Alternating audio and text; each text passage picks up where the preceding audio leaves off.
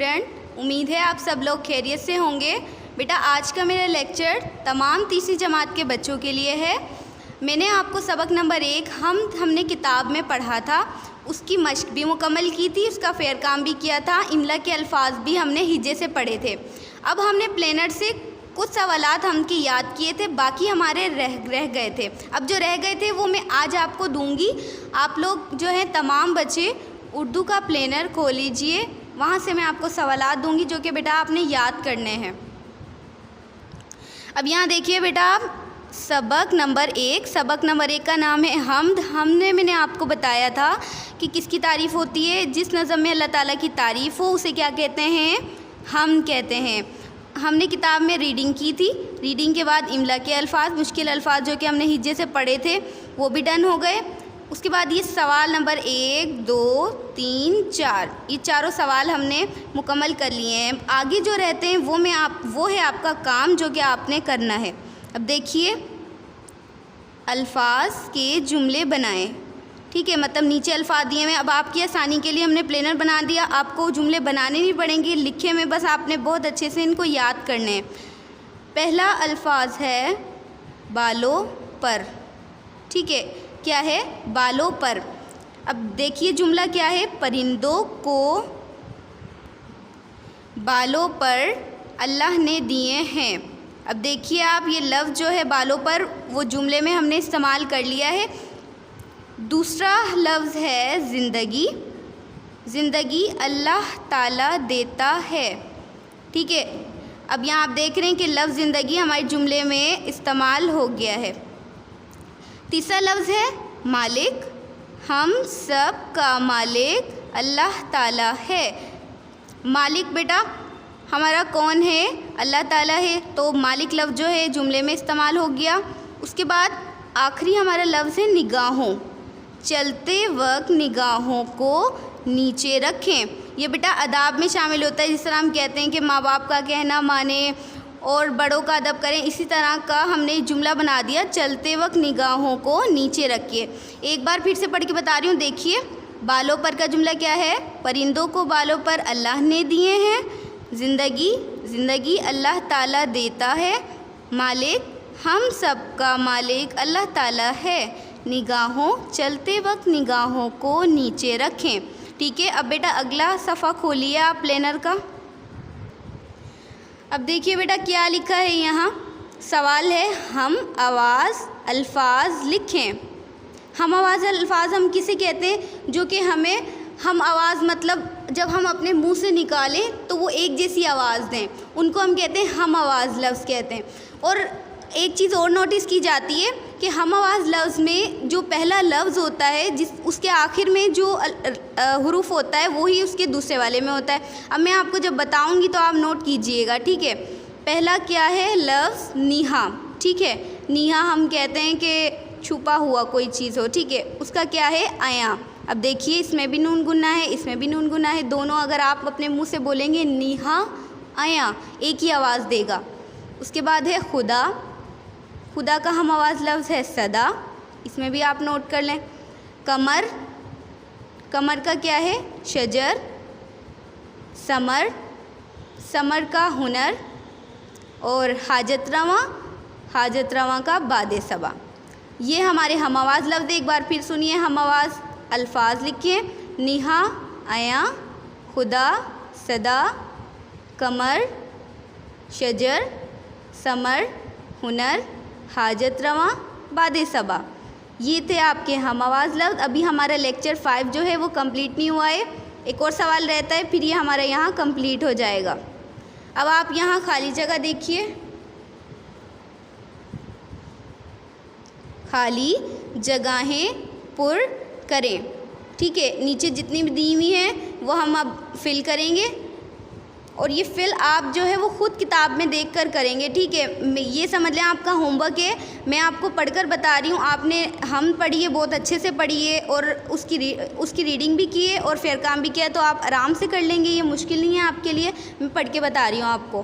पहली क्या है, हमारी निगाहों से वो है डैश। अब वो कौन, अल्लाह ताला की बात हो रही है, आपको पता होना चाहिए बेटा अल्लाह ताला हमारी निगाहों से डैश हैं। अब इसमें निहा आया इन दोनों में से एक आएगा कि या तो छुपे हुए हैं या ज़ाहिर हैं। तो आपको बताना है कि अल्लाह ताला हमारी निगाहों से डेश हैं, निहा है या आया है।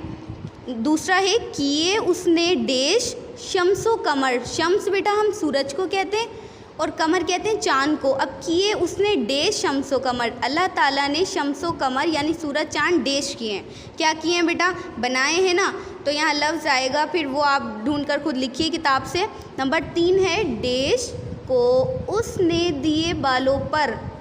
अब डेश को किसको बेटा आपको पता है, पर किसके पास होते हैं? आसमान में कौन उड़ते हैं? परिंदे उड़ते हैं, परिंदों के पास होते हैं। इसके 2 ऑप्शन मैं आपको दे देती हूँ कि परिंदे या दरिंदे। अब आपने खुद बताना है कि अल्लाह ताला ने बालों पर किसको दिए हैं, आसमान में कौन उड़ते हैं।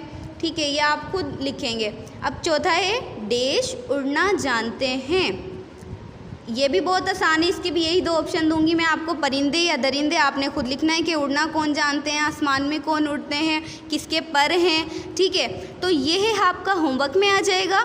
यहाँ तक आपका बेटा लेक्चर 5 मुकम्मल हो गया है। अब मैं आपको लेक्चर 6, 7, 8 जो कि आपका होगा किताब में, नात आपको मैं पढ़ाऊँगी। सफ़ा नंबर 9 पर है आपकी नात। तो तमाम बच्चे किताब में सफ़ा नंबर 9 खोलिए, हम उसकी रीडिंग करेंगे। आगे के लेक्चर आपके उसमें हैं। अच्छा देखिए बेटा, क्लास 3 सब्जेक्ट उर्दू, लेक्चर जो है हमारा 6, 7, 8 का मतलब हम नात पढ़ेंगे। मैं हाफ लाइन बता दूंगी कि आपने 6 लेक्चर में कितनी लाइन याद करनी है, 7 में कितनी है, 8 में कितनी। ठीक है, और 5 का मैंने आपको प्लेनर से दिया है। अब देखिए इधर सबक नंबर 2, सबक नंबर 2 का क्या नाम है? नात। नून आइन ज़बर ना ते साकिन, क्या बना? नात। अब देखिए कि नात किसे कहते हैं, मैं मतलब इसकी डेफिनेशन उर्दू में हम तारीफ़ कहते हैं, वो बता रही हूँ आपको। जिस नज़म में नबी पाक सल्लल्लाहु अलैहि वसल्लम की तारीफ़ बयान की जाए उसे नात कहते हैं। फिर से सुनिए, नात किसे कहते हैं?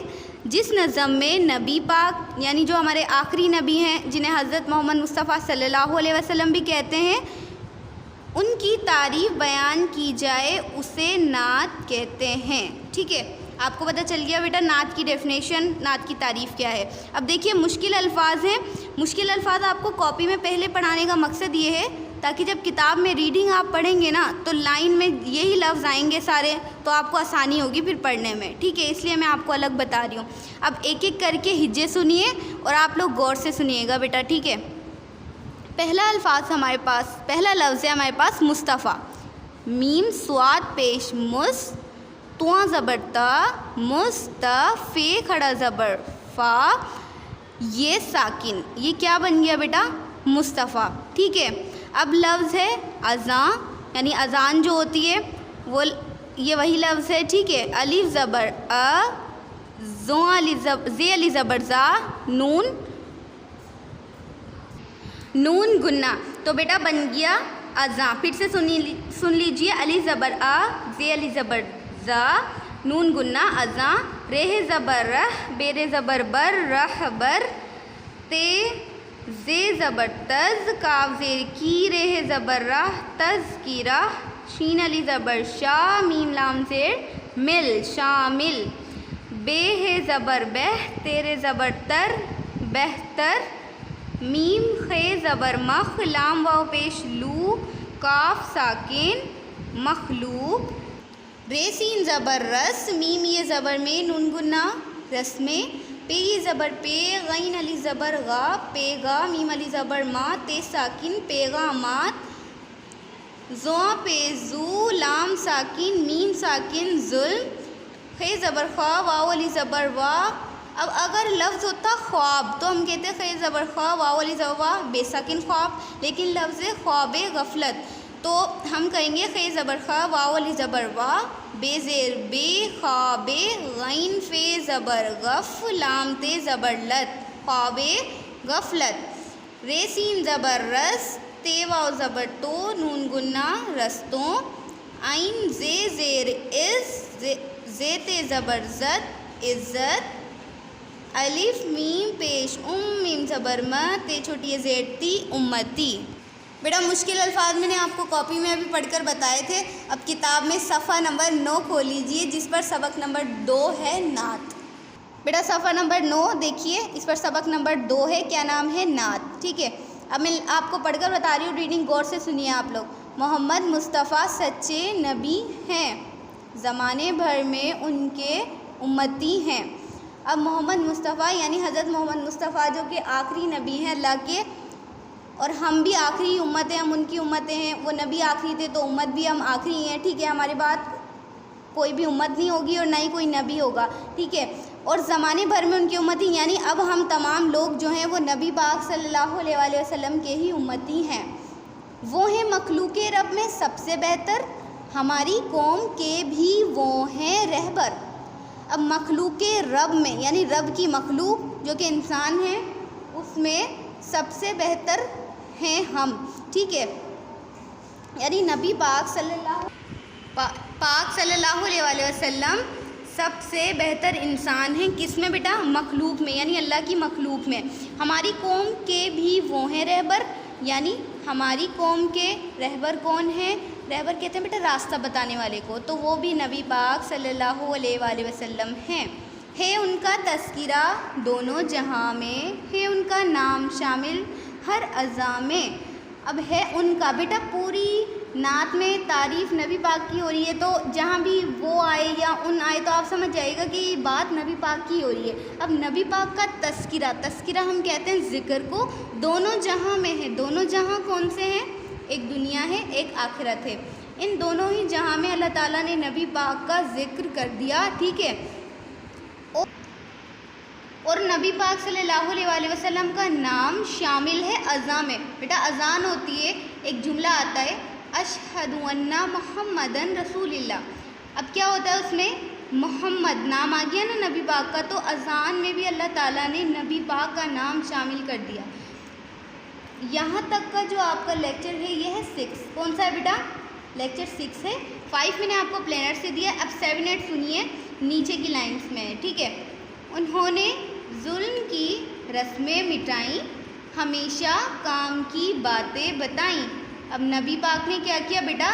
जुल्म की रस्में मिटाई। सबसे बड़ा क्या जुल्म था अरब के लोगों में कि जो अगर बेटी पैदा हो जाती है तो उसको दफन कर देते थे ज़िंदा, कि बहुत ज़्यादा कमतर समझा जाता था। अगर कोई मतलब घोड़सवार है, एक अमीर है दूसरा गरीब है, तो अमीर कहता था कि ये मुझसे आगे ना जाए क्योंकि ये गरीब है, मुझसे कमतर है। तो इस तरह की जहालत थी उन लोगों में, जो जिसकी बिना पर वो मार देते थे, जुल्म करते थे, अब औरतों पर जुल्म करते थे। तो नबी पाक ने इस तरह की जहालत के अंधेरे उनकी सोच से हटाए, ऐसी रस्में रिवाज जो कि फालतू थे, जिनका कोई मतलब नहीं था, उनको ख़त्म किए और हमेशा काम की बातें बताई। काम की बातें कैसे?